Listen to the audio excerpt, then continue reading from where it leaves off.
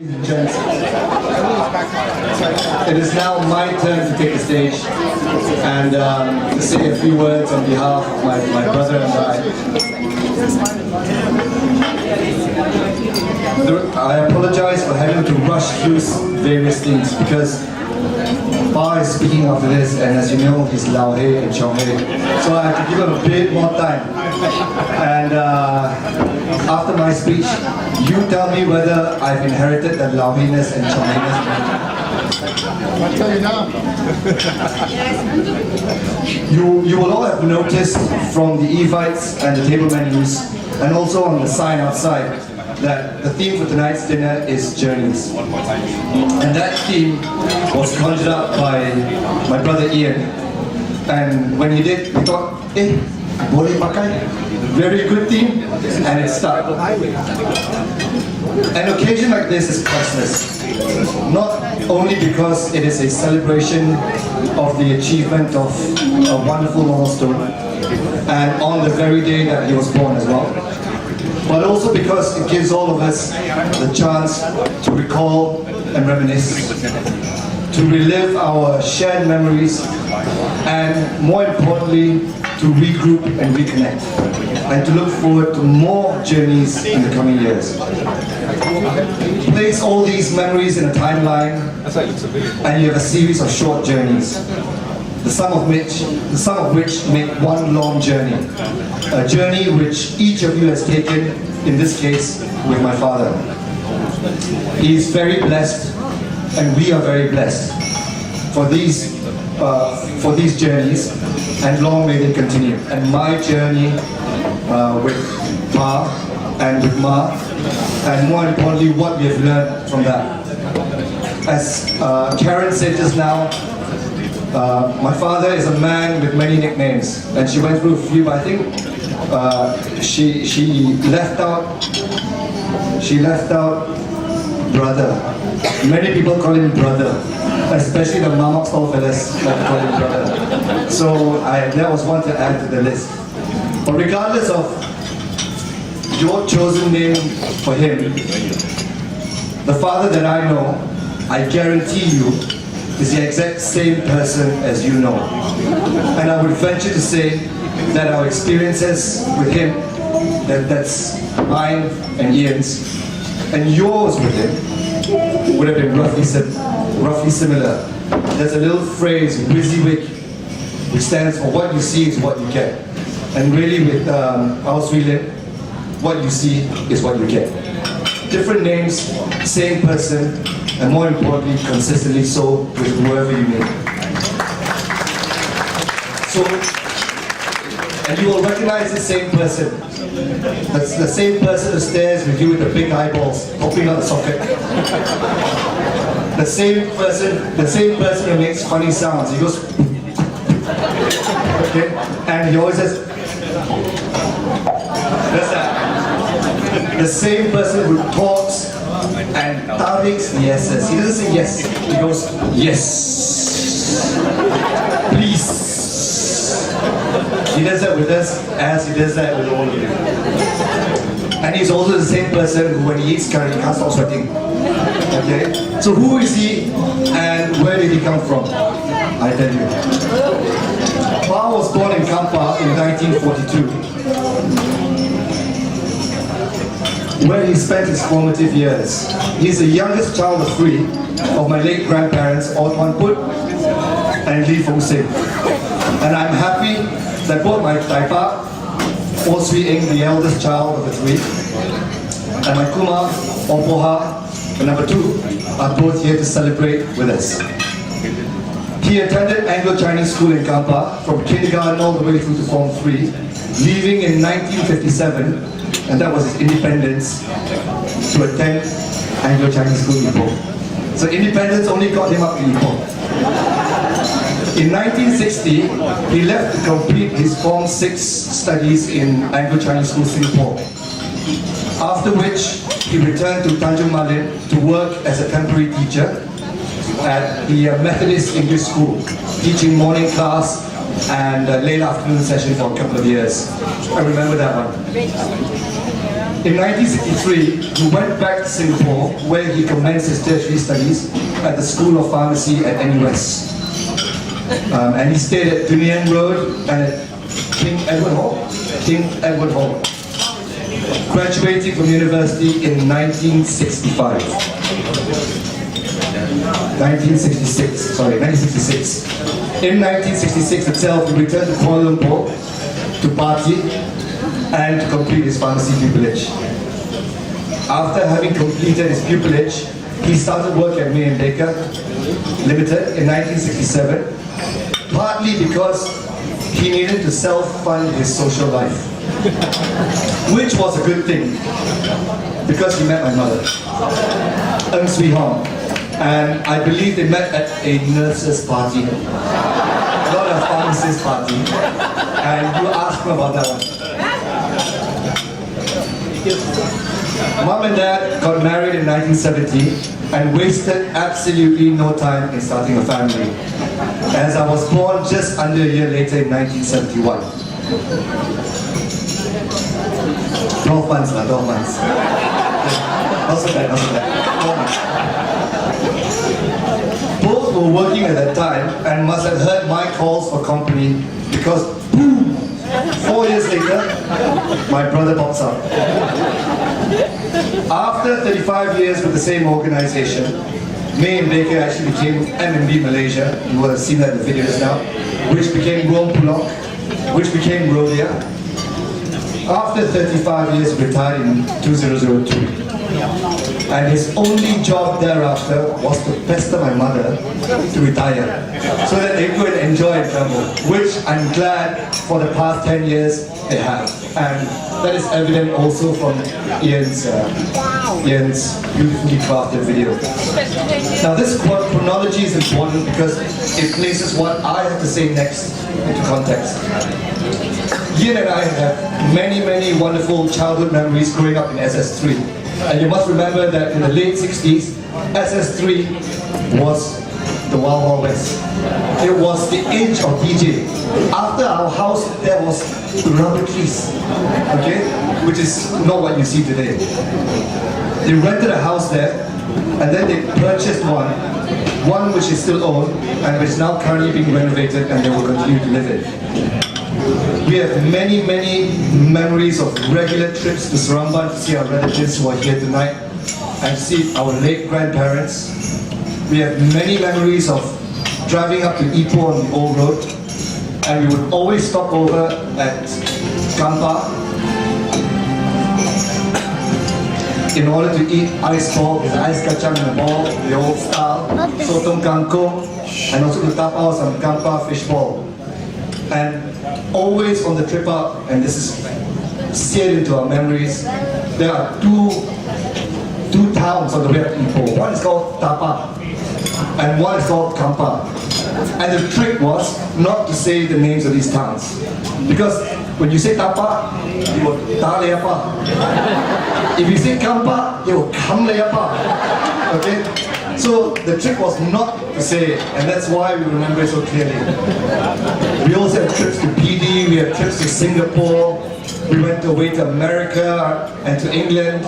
I remember going off to Manila on a company trip, M&B company trip in 1978. We have memories of playing squash and tennis at the golf club here. And also at Lake Club, going to Ricky Luke's for makan, going to Long Kai all over the place in search of food, because my dad is the original foodie. And we also have memories of hanging around Guardian Pharmacy over weekends, where Mom used to work. And she would make us stack shells. We'll go there and J-Paul together with him, Cheong together with him, and stack shells for Mom at Guardian Pharmacy in VVP and in Jai Supermarket. Don't touch it. Child labor, but enjoy it. And we also remember all of our dogs. My dad is very fond of dogs. My mom less so, but no choice. First dog, Fido, we had Gucci, the two, and they're both Dachshunds.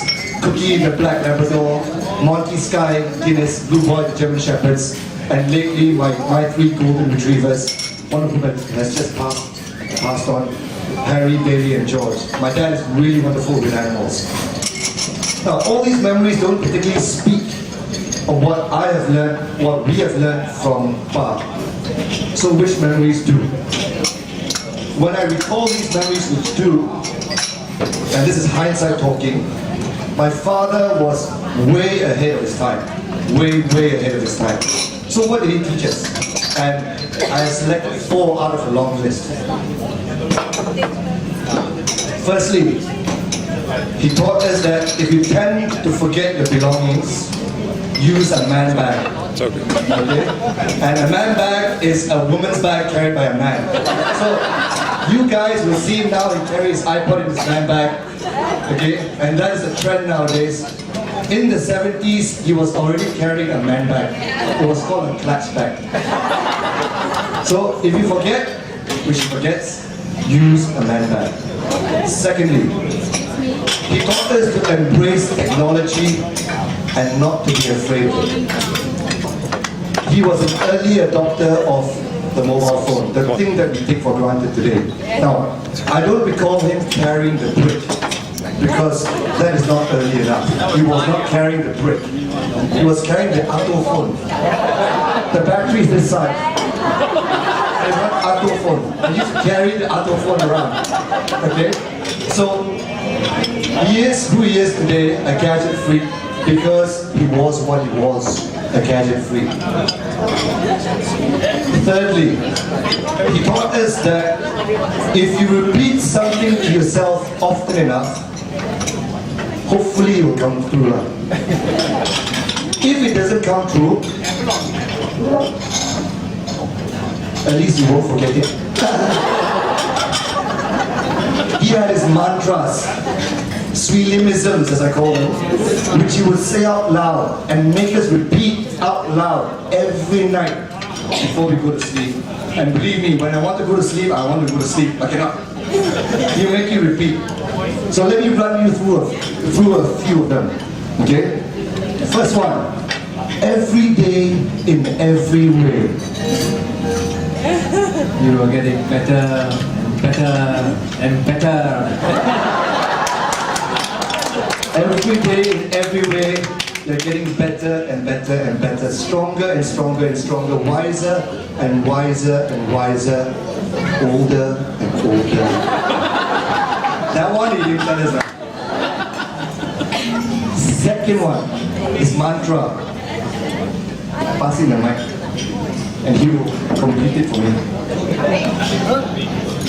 If you can't, it's because they're 70 and it's okay to be forgetful. Okay, second one. Sow a thought, reap Reap a habit.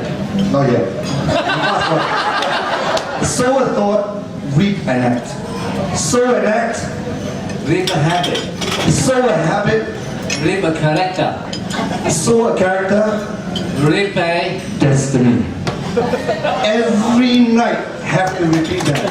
Can I just say, when he was writing his speech, he asked me to remember what it was, because he forgot.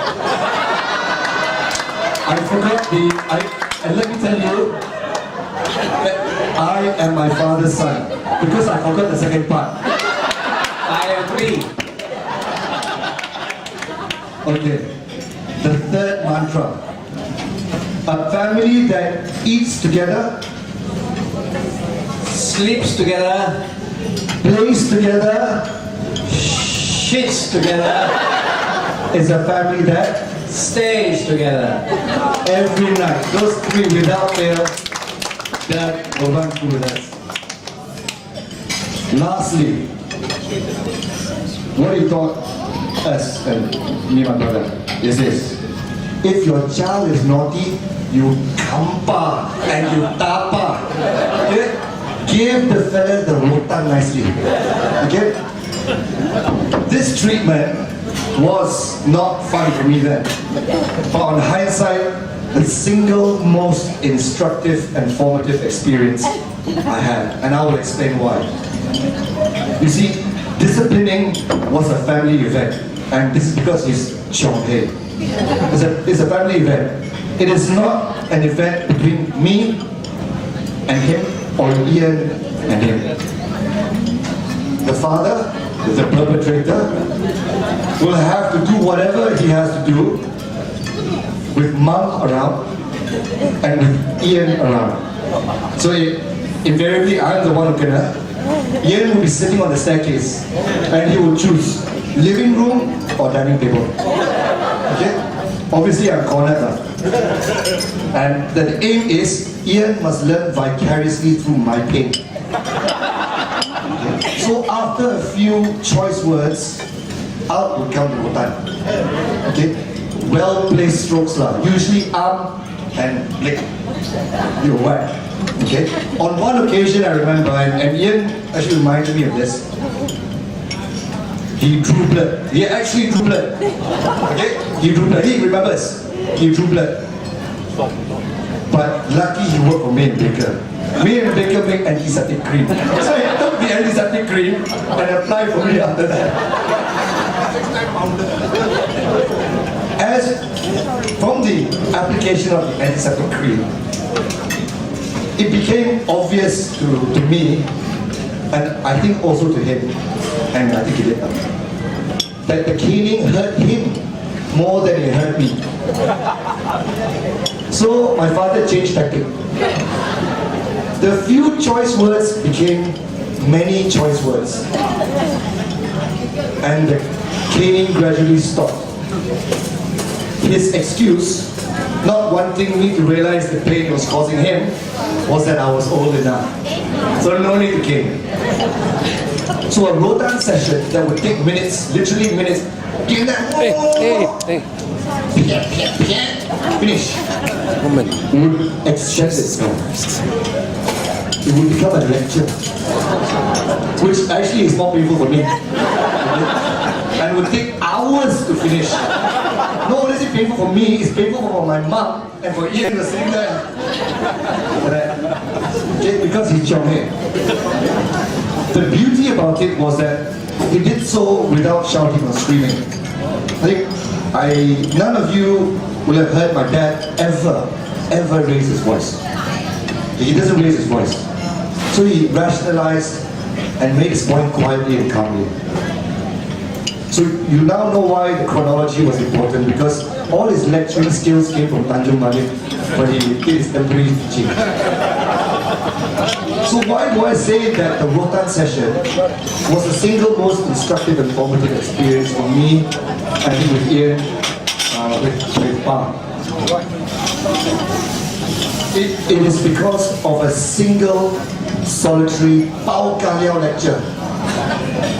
Pao Kaliao, for those who don't understand, is one leg kick lecture, which took place in a bed and breakfast motel in Dublin the night before I was let loose to boarding school at the age of 12. Bearing witness to this is Ian, as usual, the two regular usual suspects, my mom, and my cousin Karen, who had to suffer along as well.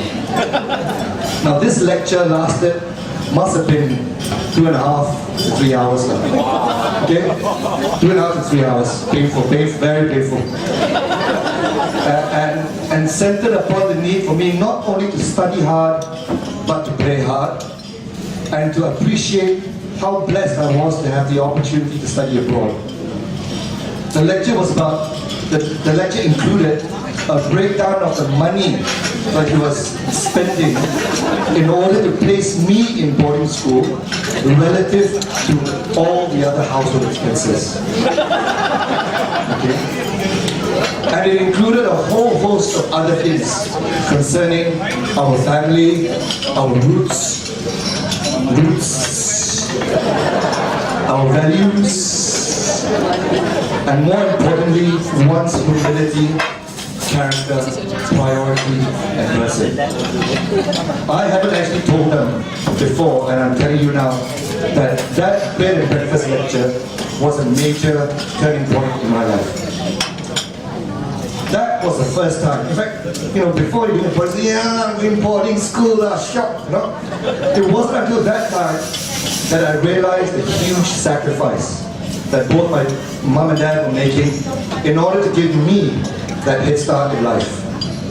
And also to give my brother the head start in life, except Smarty Pants went to get an ASEAN scholarship, so did he. He went to UK later. So there I was in a foreign country for the first time, and because I was in a foreign country, I quickly began to understand the importance of our values, culture and roots. And I began seeing things in context. And as a result of which, as a middle of this lecture, I studied hard and played hard, wanting to ensure that the Chinaman from here who lives in trees was not to be outdone by the Irish. That was over. Covertly, it made me appreciate the sacrifice and wanted me to make them proud. And I hope I've done that.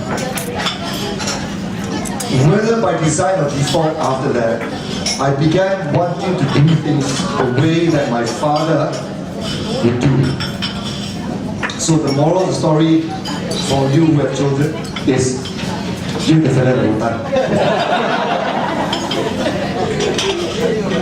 Pa has 5 pillars to his life: family, friends, work, and dogs.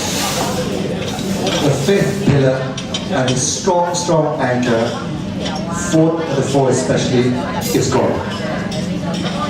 And his devotion to the teachings in the Bible and his unshakable belief. For it is from this 5th pillar that he has become who he is. What he said he do. So thought ended up being his destiny. And it is because of who he is that my brother and I are who we are today. And for that, I cannot thank him enough.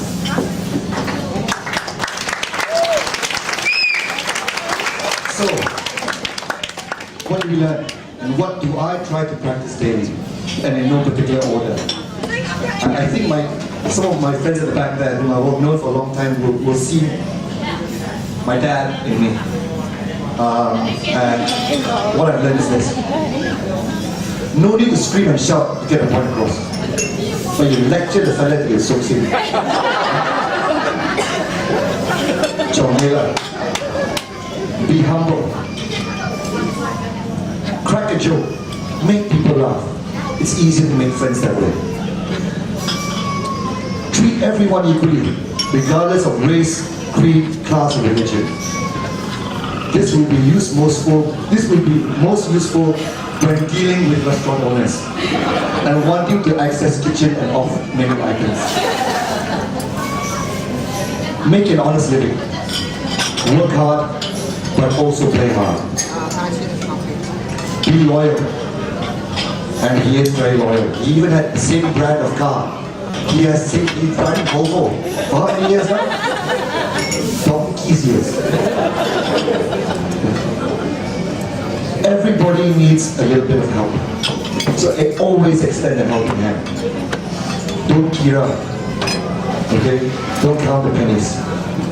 Buy. Because it will come back to you. And most of all, believe in God. I don't profess to be quite there yet, but would gladly accept being only half the man that my father is. I must say that I could do without the male pattern boldness now. But in 2 years' time, koong like him.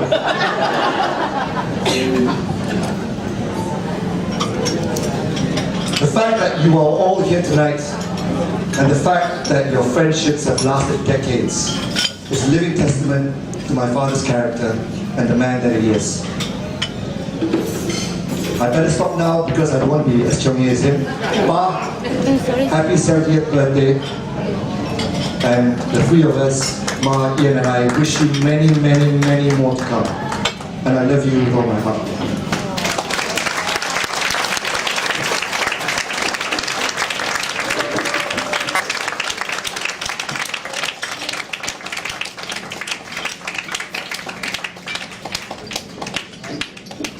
I passed the mic to him, so watch out.